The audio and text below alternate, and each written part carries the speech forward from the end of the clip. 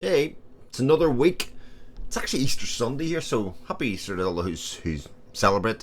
And for those that don't, well, I'll start off with a little treat. I've got a little Easter egg here. I'm not a super fan of chocolate. In my elder years, I'm more of a savoury snack person, but look, let's have a little bit of chocolate to celebrate. There we go. Some pretty chocolate. Now deceased. Rip. How's everybody doing? This has been a hell of a reading week, which I'll sort of get to. My drink again is we're on the water for sure. Mostly water anyway, and I'll slosh this chocolate around. Well, do you know when people say that booktubers seem to read an awful lot, they must be lying? I mean, you're going to look what I've read this week and go, I mean, it's impossible. There's just no way. But I read in a certain way. Let's say that. I do an awful lot of batch reads. I do a lot of reads where we do group discussions, 100 books, 100 pages at a time, that kind of stuff over on pagetune.com. And for the podcast Speculative Speculations, that's all of the promotion I'm going to do for this. I think, well, we'll see how we get on. But a lot of them came home to roost this week and they all sort of finished at the one time. So it looks like I have read the most ridiculous amount of books. And I've finished a ridiculous amount of books, but my actual page count this week hasn't been much higher than normal because, I mean, frankly, while I've been off, it hasn't been a thing whereby I was reading way more than I normally do. I've read quite a decent amount, but look, we'll get into it. And to illustrate what I mean, we had a week where we didn't record a podcast this weekend, so I had less committed reads this week than I normally would, so I was sort of able to read it a little bit freer. And I finished this graphic novel. To get that to turn around, I finished From Hell, which is by Alan Moore, very famed graphic novel that sort of looks at and uses the idea of Jack the Ripper, a murder of prostitutes in England last century, or 2 centuries ago now. It is. Jeepers creepers. Anyway, the guy was never caught and he just kind of stopped, and he kind of plays with that idea on it as to who could it have been, why, all of that kind of stuff, and has, in very Alan Moore-ish style, almost like different narratives and different timelines and all of that kind of stuff going on. He plays with this an awful lot. Now, it's quite a long graphic novel. I'm going to tell you that I actually started this. I was looking at my reading stats for this in January 2023. It kind of gives you an idea for how long it's been sitting on my currently reading stack. And so I finished it this week. I finished off the last 25%. I got towards the end and we kind of rattled it off. And I don't really know what to think about it, actually. It's really interesting in terms of art style and how it illustrates the events that are. I mean, it's incredibly gruesome in places. And it's not always the easiest thing to stomach because of its graphic nature. But also, the story, I don't know. I don't think it quite goes to the extremes and the weirdness that I thought it was going to, and neither does it resolve itself in that interesting way, because it's sort of laid out for you what's happening early doors. We do get weirdness. I mean, this is an Alan Moore graphic novel, so we do get plenty of that, but I don't think it quite reached the levels that I thought it was going to. I'm going to compare it against something like Watchmen or even V for Vendetta. It's definitely a rung below those two, but still really interesting. And like I say, I'll try and put some images in here of the art style, because I think the scratchy, scrawly nature, especially when you get up close, is perfectly fitting for the story that's being told here, the gruesome nature of it, and it gives it a certain style and a panache that you wouldn't necessarily get just from the story alone. There was a discussion plan for this a long time ago that I missed, but I think it's something that I think I'd have more to talk about the art style and the presentation and the pagination than I would necessarily about the story itself. So that was incredibly interesting to me, but it gives you an idea of how long ago I kind of got to the point where I was like, I just got a week where I went, I'm just going to knock a lot of these books off. And even at that, I have a few more that I still have to do. Next to finish was, well, a book that I talked about last week, which was Justice of Kings by Richard Swan, book 1 in the Empire of the Wolf series, I believe it's called. Yeah, Empire of the Wolf, as it says here on the side. I absolutely loved Justice of Kings. It kind of switched much more to that first person narrative as we follow Helena, who is like a clerk, and the events that unfold after and around this change in the Empire that I was talking about last time. There's an Imperial Justice that she's following around, that she's the clerk for, and they are following a bit of a murder mystery. Now, as sort of alluded to last week, and was hinted at, the kind of story starts to broaden out from just that murder mystery, but it is sort of all tied together, and the events of this become more prominent, and even the fantasy elements become more prominent as the book continues.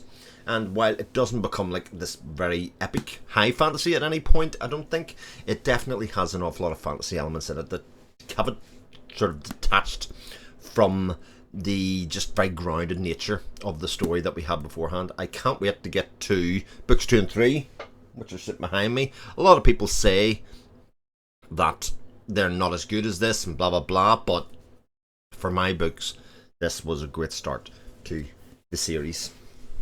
Next up, I also finished, again I talked about this previously, Absolution by Jeff Vandermeer. So the last 130 odd pages of this took us back to the first proper expedition.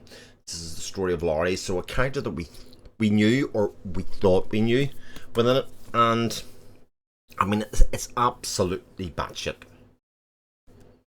It goes places that even I didn't think it was going to go.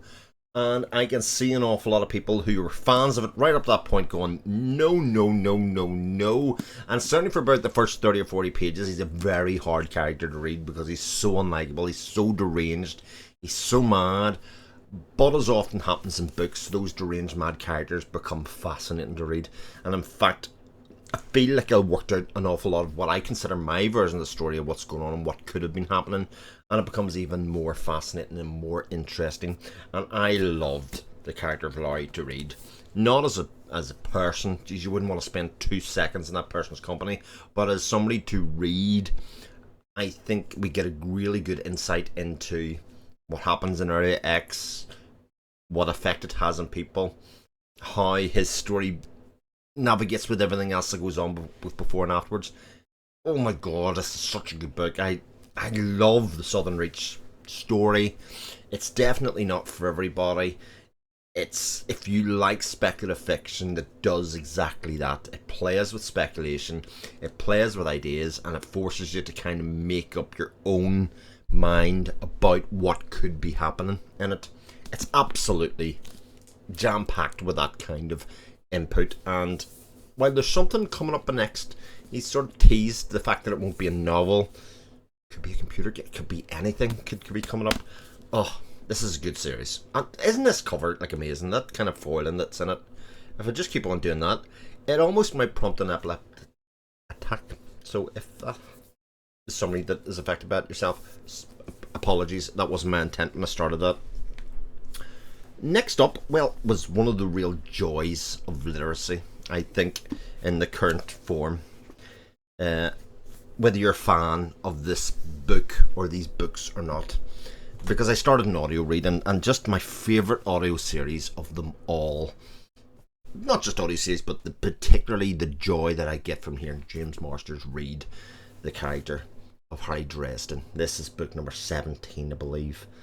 Peace Talks, one left to go after this, of the ones that have been published so far. And how do you describe Dresden at this stage? I mean, it's just become pulp fiction of the highest order. There's so many characters, there's so many things that have happened. The story is layered and layered and layered, and the relationships have been built every single book, to the point now that just about every interaction between two characters that's new and fresh is amazing, because there are things at stake all the time. And as a series, this is a series, especially for long series, series get into the habit, especially long like crime books, of just writing to a formula. And certainly there are formula parts of this book to this, but Jim Butcher is not afraid to rip it up. He's not afraid to start again and say, like, I'm going to change the rules of engagement in this world from this point by doing this thing. And he's done it multiple times, especially in the teens of this story.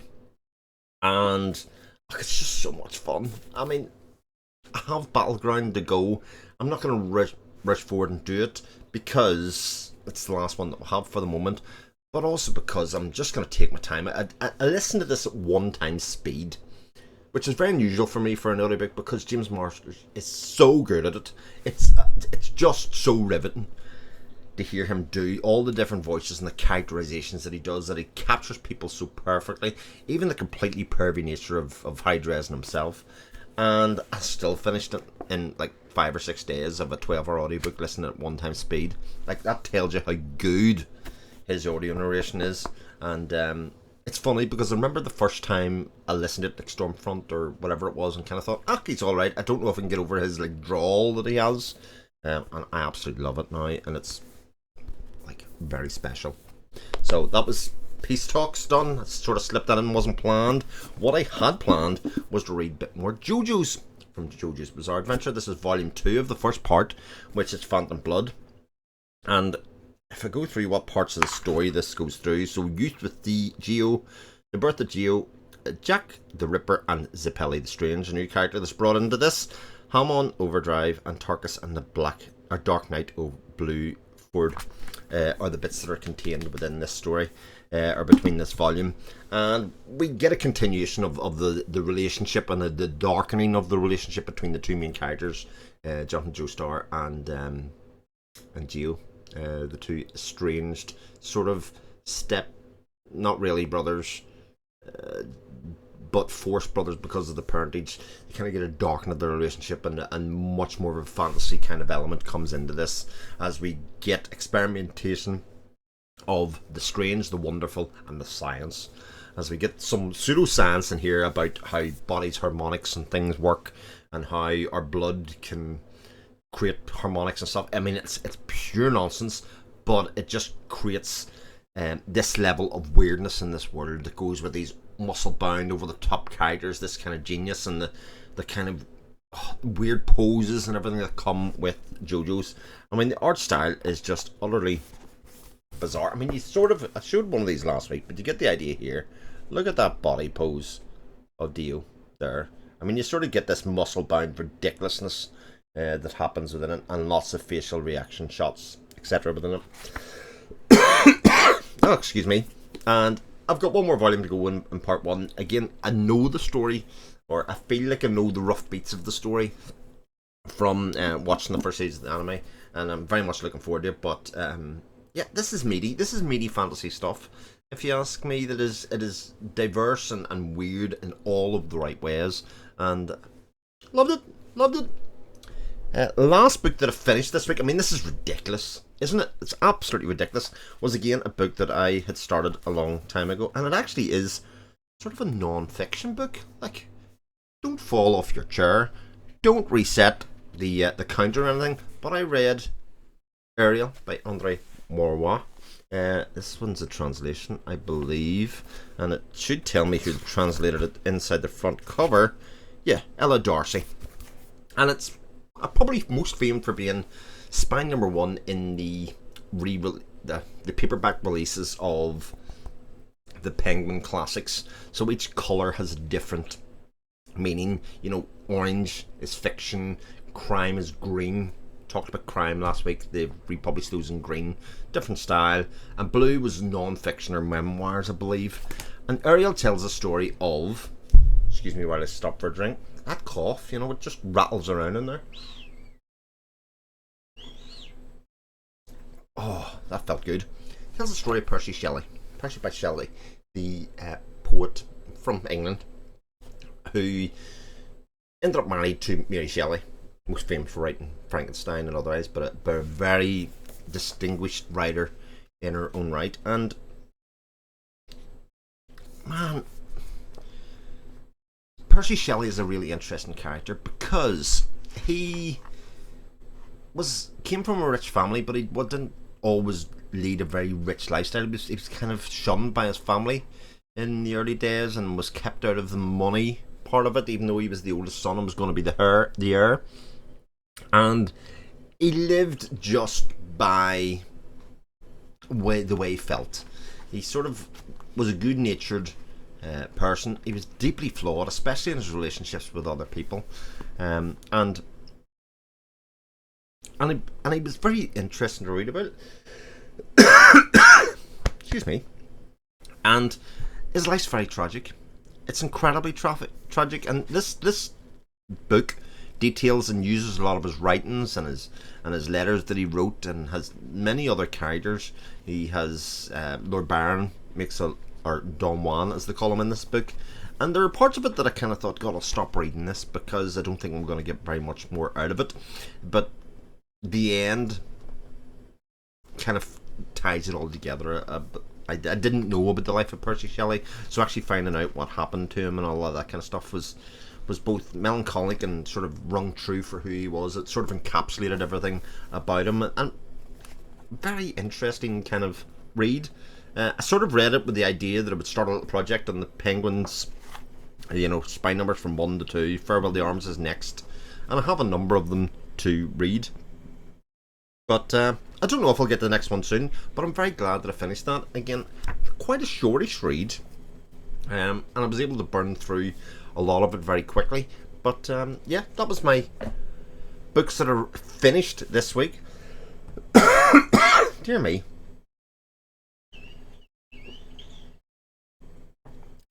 So, yeah, that's a ridiculous amount for anybody to read. And in that vein, I'm not even really finished.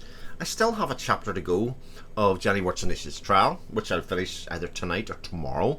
Probably tomorrow, so that'll be another book ticked off of that. And I went from having, like, what was it? It was 10 currently reading books. And by the middle of next week, I should be down to about 4, I believe. And 2 of those will be ongoing reads, such as The Big Book of Science Fiction and Reeve the Just, which we're doing a short story collection by Stephen Donaldson. We're doing a story at a time, or one a month at that. So there's 2 of those 4 that I won't get near. Another one is Gardens of the Moon, and another one is Madame Bovary, which I'm about 35% of the way through at the moment. And enjoying that, but doing it quite slowly, as I tend to do. I tend to have a classic book on the go at a time that I read really slowly. Once I get to a certain point of it, I'll finish it off. Once I get to about 70% of it, I'll finish it off at that pace and do that last part quite quickly. But, I'll just keep chipping away at this in small bits. So what else have I got reading coming up? Well, I've 2 other real committed reads at the moment. The next one, I have to finish this one this week, so this one will get done. And I'm doing immersive reads of this entire series. You've seen me talk about some of them before. I'm doing Pyramids, which I think is the 7th book in Discworld at the moment. I've just started it, so I really don't know what to say about it. But doing immersive reads and doing the audiobooks is interesting because the main narrator changes depending on what type of book it is all the time. So it has the same production value, but not. You don't get bored with it, or it doesn't feel samey in any way, which I think is good for this series, because I don't entirely love it. It's really interesting sticking in. I think it's good fantasy. I think there are points of it, regular points that will make me laugh out loud in it, but it's not a series that's totally grabbed me yet, but always interesting. And, like, if for no other reason, for those of us who like physical objects, these books are gorgeous.